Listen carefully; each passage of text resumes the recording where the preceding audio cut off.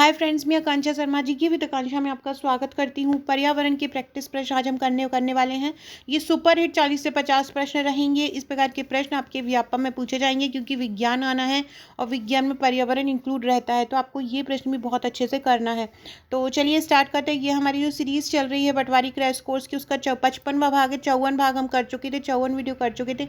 इसके अलावा और भी कोर्सेज मेरे चैनल पर चल रहे हैं। पटवारी के लिए प्रबंधन का MCQ का अलग चल रहा है, ट्रिक का अलग चल रहा है, MPGK का अलग, और प्रीवियस ईयर्स पेपर पटवारी के मैं अलग सॉल्व करा रही हूँ, तो वो जरूर देखिएगा। तो चलिए स्टार्ट करते हैं।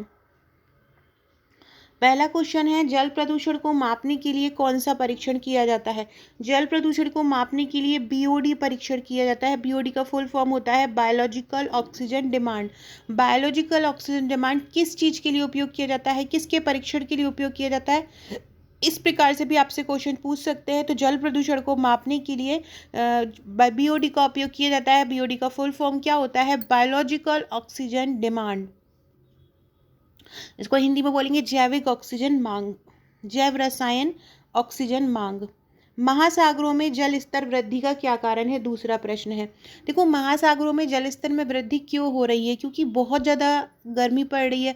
गर्मी इसलिए पड़ रही है कि हमारे यहाँ पेड़ पौधों को काटा जा रहा है, जिससे क्या हो रहा है, वातावरण में कार्बन डाइऑक्साइड की मात्रा बढ़ रही है। जब कार्बन डाइऑक्साइड की मात्रा बढ़ रही है और वातावरण गर्म हो रहा है, तो जो हमारे पहाड़ हैं, जो हिमालय पर्वत है, जो बर्फ़ से ढके हुए हैं, अब जब जाहिर सी बात है गर्मी पड़ेगी, सूर्य की रोशनी जो है वो यहाँ पर आएगी, पहाड़ों पे आएगी और इन पे बर्फ़ जमी है और सूर्य की रोशनी यहाँ पे आएगी, तो बर्फ़ क्या होगी, बर्फ़ हो जाएगी, पिघल जाएगी, और बर्फ़ पिघल के कहाँ पे आएगी, महासागरों में आएगी।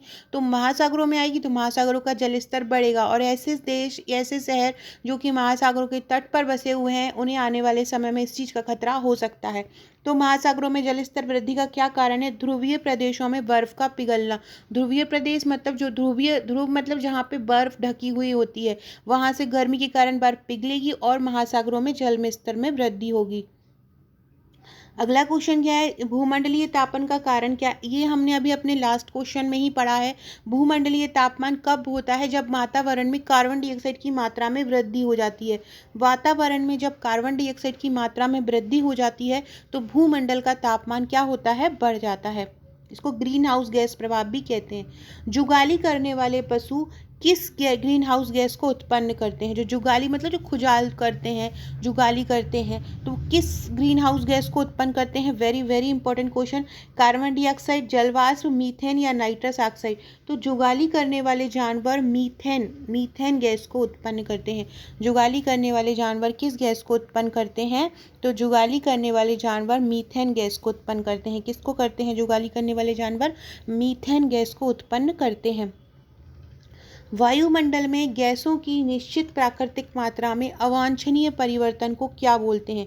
वायुमंडल में अगर कोई भी गैसें असंतुलित मात्रा में आ जाएं, तो जब गैसें आ रही हैं, गैसें किस फॉर्म में रहती हैं, गैसें रहती हैं वायु के फॉर्म में, तो कौन सा प्रदूषण होगा, तो वायु प्रदूषण ही होगा। वायुमंडल में जब गैसों की निश्चित प्राकृतिक मात्रा में, एक निश्चित अमाउंट होता है कि ऑक्सीजन इतना है, नाइट्रोजन इतना है, सल्फर डाइऑक्साइड इतना है, आप उसके अलावा अगर कोई दूसरा असंतुलन हो जाए, इनकी मात्रा या तो ज़्यादा हो जाए या कम हो जाए, तो वो परिवर्तन क्या कहलाता है, वायु प्रदूषण कहलाता है। अगला क्वेश्चन है, वायु प्रदूषण का कारण क्या है। ध्वनि विस्तारक यंत्र, कीटनाशकों का प्रयोग या धुआं।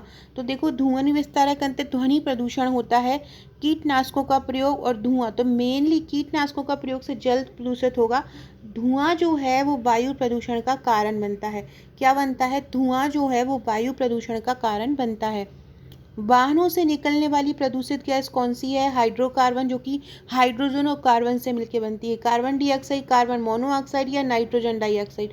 तो सबसे ज़्यादा जो वाहनों से प्रदूषित निकलने वाली गैस है वो है नाइट्रोजन डाइऑक्साइड और सल्फर डाइऑक्साइड। नाइट्रोजन डाइऑक्साइड और सल्फर डाइऑक्साइड, ये दो मेन वाहनों से निकलने वाली प्रदूषित गैस है। इसमें सल्फर डाइऑक्साइड अगर आंसर होगा तो सल्फर डाइऑक्साइड होगा आंसर ऑप्शन में। अगर नाइट्रोजन डाइऑक्साइड होगा तो आंसर आपका नाइट्रोजन डाइऑक्साइड होगा, नाइट्रोजन ऑक्साइड होगा। इसके अलावा इसमें कार्बन मोनोऑक्साइड भी आंसर है, तो आप एक बार और ध्यान रखिएगा। वाहनों से निकलने वाली आपसे इस प्रकार से अगर ऑप्शन दें, CO, NO2, NO और सल्फर डाइऑक्साइड। तो आपको ऑप्शन कार्बन मोनोऑक्साइड पर लगाना है। इनमें से सबसे ज़्यादा जो प्रदूषित करती है, ये सल्फर डाइऑक्साइड भी करती है, लेकिन सबसे ज़्यादा जो प्रदूषित करती है वो होती है कार्बन मोनोऑक्साइड। ये ओजोन परत को भी नुकसान पहुंचाती है। तो याद रखिएगा, कार्बन मोनोऑक्साइड सबसे ज़्यादा वाहनों से निकलने वाली प्रदूषित गैस है। कौन है? Carbon monoxide. अगर सल्फर डाइऑक्साइड आंसर देंगे तो सल्फर डाइऑक्साइड भी इसका आंसर हो जाएगा। अगला क्वेश्चन है, निम्नलिखित में से कौन सी गैस वायु को सबसे अधिक प्रदूषित करती है? Carbon dioxide, carbon monoxide, nitrogen oxide या इनमें से कोई नहीं। तो अभी हमने पढ़ा था कौन सी करती है, कार्बन मोनोऑक्साइड वायु को सबसे अधिक प्रदूषित करती है। वायु प्रदूषण को कम किससे किया जाता है? सूर्य प्रकाश द्वारा, वृक्षों के द्वारा, ध्वनि विस्तारक यंत्रों पर रोक लगाकर। तो वृक्षों के द्वारा, जितना ज़्यादा वृक्ष होंगे उतना ज़्यादा हम वायु को प्रदूषित कम कर सकते हैं, वायु प्रदूषण हमारा कम हो सकता है। उत्तराखंड में मनाया जाने वाला हरेला पर्व, उत्तराखंड में हरेला पर्व मनाया जाता है। आपसे ये भी पूछ सकते हैं कि हरेला पर्व कहाँ पर मनाया जाता है? तो हरेला पर्व कहाँ मनाया जाता है? हरेला पर्व मनाया जाता है उत्तराखंड में। कहाँ मनाते हैं हरेला पर्व? हरेला पर्व उत्तराखंड में मनाते हैं। किससे संबंधित है? जल संरक्षण, पौधारोपण, ओजोन संरक्षण या इनमें से कोई नहीं। तो हरेला पर्व पौधारोपण से संबंधित है। हरेला पर्व किससे संबंधित है? हरेला पर्व पौधारोपण से संबंधित है। हरेला पर्व किससे संबंधित है? पौधारोपण से। फ्रेंड, डिस्क्रिप्शन बॉक्स में आपको मेरी WhatsApp, Telegram, Facebook, Twitter, Insta की लिंक मिल जाएगी, उसको ज़रूर ज्वाइन कीजिएगा। और अगर आपने अभी तक मेरा चैनल सब्सक्राइब नहीं किया है तो कीजिएगा।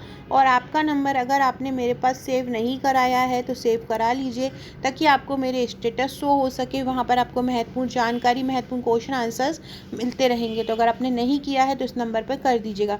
इस वीडियो की PDF हमारे पटवारी के पेड ग्रुप में मिल जाएगी। पेड ग्रुप आपको नोट्स लेने पर मिलता है। उसी नोट्स के साथ आपको ये PDF, जितनी भी वीडियोस के प्रैक्टिस प्रश्न हैं, सभी वहाँ पर मिलते जाएंगे और वहाँ से आप प्रैक्टिस करते जाइए। पेड़ पौधे वायु प्रदूषण को कम करते हैं क्योंकि वह अवशोषित करते हैं। क्या अवशोषित करते हैं?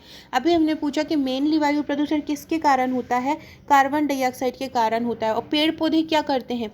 जैसे कि हम ऑक्सीजन लेते हैं और कार्बन डाइऑक्साइड छोड़ते हैं, पेड़ पौधे जस्ट इसका अपोजिट करते हैं। वो क्या करते हैं? कार्बन डाइऑक्साइड को लेते हैं और ऑक्सीजन को छोड़ते हैं। अब जब वो कार्बन डाइऑक्साइड को लेंगे, मतलब वो कार्बन डाइऑक्साइड को एब्जॉर्ब करेंगे, वो कार्बन डाइऑक्साइड को अवशोषित करेंगे। अब जब पेड़ पौधे आप उसको ले लेंगे तो हमारे वातावरण से कार्बन डाइऑक्साइड की कुछ मात्रा कम होगी। जब होगी तो वायु प्रदूषण क्या होगा? कम होगा। तो क्या हो जाएगा इसका आंसर? Carbon dioxide. गैसीय अपशिष्ट इसमें क्या है? घरों से निकला गंदा पानी, ये तो जल अपशिष्ट है। सब्जी व फलों के छिलके, ये भी एक अपशिष्ट है। लकड़ी व कोयले के जलने से निकलने वाला धुआं, ये जो है लकड़ी व कोयले से निकलने वाला धुआं, ये गैसीय अपशिष्ट है। लकड़ी व कोयले की से जब हम जलाते हैं तो गैस निकलती है, उससे जो अपशिष्ट निकलता है वो गैसीय अपशिष्ट कहलाता है। तो लकड़ी व कोयले के जलने से निकलने वाला धुआं क्या कहलाता है? गैसीय अपशिष्ट कहलाता है। मोटर कार से उत्पन्न प्रदूषक जो मानसिक रोग पैदा करते हैं, ऐसे प्रदूषक जो कि मानसिक रोग पैदा करते हैं, क्या कहलाते हैं? और ये प्रदूषक कहाँ से उत्पन्न होते हैं? ये मोटर कार मतलब गाड़ियों से उत्पन्न होते हैं। तो ये कहलाते हैं PV मतलब लेड। लेड को हम क्या बोलते हैं? PV। इसको सीसा भी बोला जाता है। और ये क्या करता है? ये मोटर कार से उत्पन्न होता है और ये मानसिक रोग उत्पन्न करता है। मानसिक रोग उत्पन्न कौन करता है? लेड धातु मतलब PV। लेड धातु क्या करती है? मानसिक रोग उत्पन्न करते हैं। कौन करते हैं? लेड धातु। मिनी माता रोग किससे होता है? मिनी माता रोग किसके कारण होता है? पारे के कारण मिनी माता रोग हो जाता है। किसके कारण मिनी माता रोग होता है? पारे के कारण होता है। पारे का सिंबल क्या होता है? पारे का सिंबल होता है Hg। पारे का सिंबल क्या होता है? Hg होता है। और इसी के कारण मिनी माता रोग हो जाता है। और इसका सिंबल क्या होता है? इसका सिंबल होता है Hg। अगला क्वेश्चन है, कौन सा वायुमंडलीय प्रदूषक अम्लीय वर्षा का प्रमुख कारण है? अम्ल सबसे ज़्यादा, यहाँ पर भी अम्लीय वर्षा आ जाए वहाँ पे याद रखो सल्फर से संबंधित कोई है तो वो आपका आंसर होगा। तो अम्लीय वर्षा का प्रमुख कारण क्या है? Sulphur dioxide. अम्लीय वर्षा का प्रमुख कारण क्या है? सल्फर डाइऑक्साइड अम्लीय वर्षा का सबसे बड़ा कारण है। अंतर्राष्ट्रीय अम्ल वर्षा सूचना केंद्र कहाँ पर है? अंतर्राष्ट्रीय अम्ल वर्षा सूचना केंद्र है ओस्लो। और ये ओस्लो कहाँ पर है? ये नॉर्वे में है। अंतर्राष्ट्रीय अम्ल वर्षा सूचना केंद्र कहाँ पर है? तो ये ओस्लो में है। ओस्लो नॉर्वे की कैपिटल है। किस देश में सर्वाधिक अम्लीय वर्षा होती है? नॉर्वे में ही होती है। कहाँ होती है? नॉर्वे में। कहाँ पे सबसे ज़्यादा अम्लीय वर्षा होती है? नॉर्वे में ही होती है। अम्लीय वर्षा की खोज किसने की थी? अम्लीय वर्षा की खोज की थी इनमें से रॉबर्ट एंगस स्मिथ ने। अम्लीय वर्षा की खोज किसने की? रॉबर्ट एंगस स्मिथ ने अम्लीय वर्षा की खोज की थी। ताजमहल को क्षति क्यों पहुंच रही है? ताजमहल किसके कारण क्षति पहुंच रहा है? तो ताजमहल के ही पास में मथुरा तेल एक शोधनशाला है, वहाँ से वायु प्रदूषक निकलते रहते हैं जो ताजमहल के ऊपर की उसको प्रदूषित करते रहते हैं। तो इसका आंसर क्या हो जाएगा? मथुरा तेल शोधन से निकलने वाले वायु प्रदूषकों से। ओजोन परत किन हानिकारक किरणों को अवशोषित करती है? तो ओजोन परत अल्ट्रावायलेट रेज या परावैंगनी किरणों को हानिकारक जो किरणें होती हैं जो हमारी धरती तक आती है, तो ओजोन परत जो कि हमसे 16 किलोमीटर की ऊंचाई पर है वो पहले ही उसको अवशोषित कर लेती है, जो ऊपर से वायुमंडल से आती हैं सूर्य से, और उनको अवशोषित करके हमारे जो धरती तक नहीं पहुंचने देती। लेकिन अभी वर्तमान में ओजोन जो परत है उसमें एक छेद हो गया है जिसके कारण परावैंगनी किरणें हमारे यहाँ पहुँच जाती हैं थोड़ी बहुत और हमको बहुत ज़्यादा नुकसान पहुँचाती हैं। तो ये जो ओजोन परत है ये हमारे लिए एक परत का काम करती है, सुरक्षा लेयर का काम करती है। किससे बचाती है हमको? परावैंगनी या अल्ट्रावायलेट रेज से। डॉप्सन इकाई का उपयोग किसके लिए किया जाता है? डॉप्सन इकाई का उपयोग ओजोन परत को मापने में किया जाता है। आपसे ये भी पूछ सकते हैं ओजोन दिवस कब मनाया जाता है? 16 सितंबर को मनाया जाता है। और डॉप्सन इकाई का उपयोग क्यों किया जाता है? ओजोन परत की मोटाई मापने में किया जाता है। डॉप्सन इकाई का उपयोग क्यों किया जाता है? ओजोन परत की मोटाई मापने में। फ्रेंड्स, इस कमेंट बॉक्स में मुझे 2 आंसर दीजिएगा। दुनिया का सबसे बड़ा पुष्प कौन सा है और दुनिया का सबसे छोटा पुष्प कौन सा है? दोनों के आंसर दीजिएगा कि दुनिया का सबसे बड़ा पुष्प कौन सा है और दुनिया का सबसे छोटा पुष्प कौन सा है। डॉप्सन इकाई का उपयोग क्यों किया जाता है? ओजोन परत की मोटाई मापने के लिए। त्वचा कैंसर किन कारणों से होती है? गामा किन किरणों से होती है? गामा किरण, एक्स किरण, परावैंगनी किरण या कोई नहीं, परावैंगनी किरण या अल्ट्रावायलेट रेज। त्वचा कैंसर किन कारणों से होता है? परावैंगनी किरणों के कारण त्वचा कैंसर होता है। किन के कारण होता है? परावैंगनी किरणों के कारण त्वचा कैंसर होता है। अगला क्वेश्चन है फ्रेंड्स, अगले क्वेश्चन पे जाने से पहले अगर आप मध्य प्रदेश पटवारी की तैयारी कर रहे हैं, ग्रुप 2 की तैयारी कर रहे हैं, जेल प्रहरी की तैयारी कर रहे हैं तो आप हमारे ये नोट्स ले सकते हैं। इसमें टोटल आपको 10 बुकलेट मिलती हैं जिसमें सामान्य प्रबंधन, कंप्यूटर दक्षता, गणित तक शक्ति, हिंदी, मध्य प्रदेश सामान्य ज्ञान, भारत सरकार की योजना, मध्य प्रदेश की योजनाएं, बजट, आर्थिक सर्वेक्षण, वन सर्वेक्षण, व्यापम की परीक्षाओं में बार बार पूछे जाने वाले प्रश्न, विज्ञान के 3000 वन लाइनर, सामान्य ज्ञान और सामान्य अंग्रेजी, ये सभी आपको ओनली 2199 में दिए जाते हैं। सबसे महत्वपूर्ण जो इसके साथ दिया जाता है वो सबसे महत्वपूर्ण इसके साथ दिया जाता है, इसके साथ मिलने वाला व्हाट्सएप का ग्रुप। यहाँ पर आपकी तैयारी कराई जाती है, महत्वपूर्ण अपडेट यहाँ पे दिया जाता है, करंट अफेयर यहाँ पे निःशुल्क करवाया जाता है। कोई भी जैसे कि मैथ्स हो, रीजनिंग हो, कोई भी टॉपिक अगर हम कर रहे हैं तो उसकी सरल से सरल ट्रिक क्या बन सकती है, कोई भी क्वेश्चन जो प्रीवियस ईयर्स पेपर में आ सकता है उनकी तैयारी कराई जाती है। टॉपिक वाइज जो होते हैं क्वेश्चन करवाए जाते हैं, कंप्यूटर की शॉर्टकट की दी जाती हैं जो सरल से सरल भाषा में तुरंत की तुरंत आपको याद करवाया जाता है। इसके अलावा प्रबंधन के महत्वपूर्ण टॉपिक, महत्वपूर्ण ट्रिक किस प्रकार से आप उनको याद कर सकते हैं, हिंदी के प्रैक्टिस क्वेश्चन और मेरी जितनी भी वीडियोस रहेंगी एग्जाम तक उनकी सभी की PDF, जितने भी प्रैक्टिस प्रश्न मैं करवा रही हूँ वो सभी इस ग्रुप में दी जाएंगी। तो अगर आप ये लेना चाहते हैं सरल भाषा में हैंड रिटन फ्लो चार्ट के नोट्स तो आप मुझे ऊपर दिए नंबर पर व्हाट्सएप कर सकते हैं। भारत में कहीं भी रहते होंगे 6 से 7 वर्किंग डेज में आपके पास पहुंच जाएगा।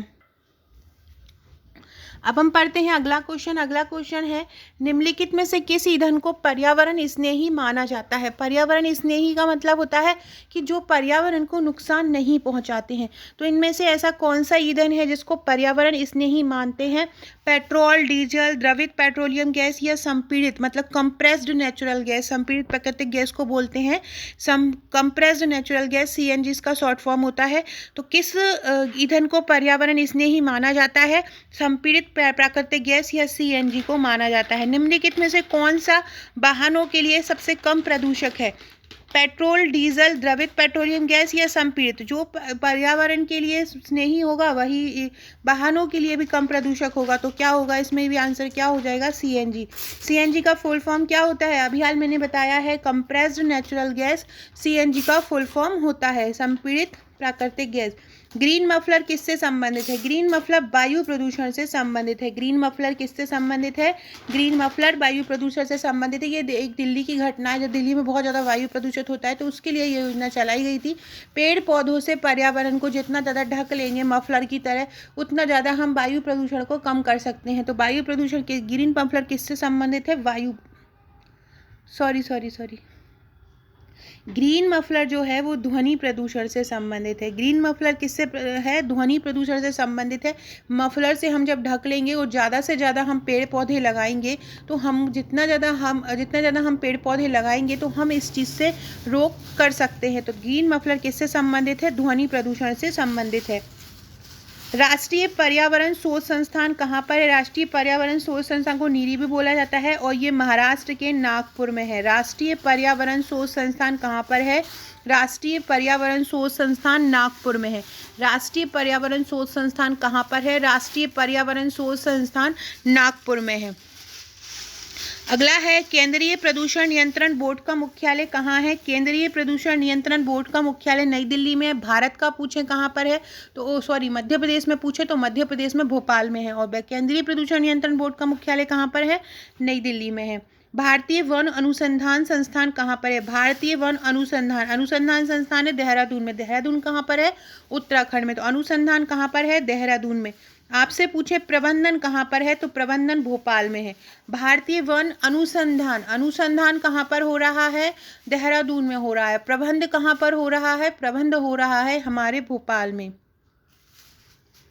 संयुक्त राष्ट्र पर्यावरण कार्यक्रम का मुख्यालय कहाँ पर है? संयुक्त राष्ट्र पर्यावरण कार्यक्रम को बोलते हैं हम UNEP, united nation environment program बोलते हैं। और इसका मुख्यालय कहाँ पर है? इसका मुख्यालय है नैरोबी। नैरोबी कहाँ पर है? केन्या में। नैरोबी कहाँ पर है? केन्या में है। और संयुक्त राष्ट्र पर्यावरण कार्यक्रम का मुख्यालय भी यही है।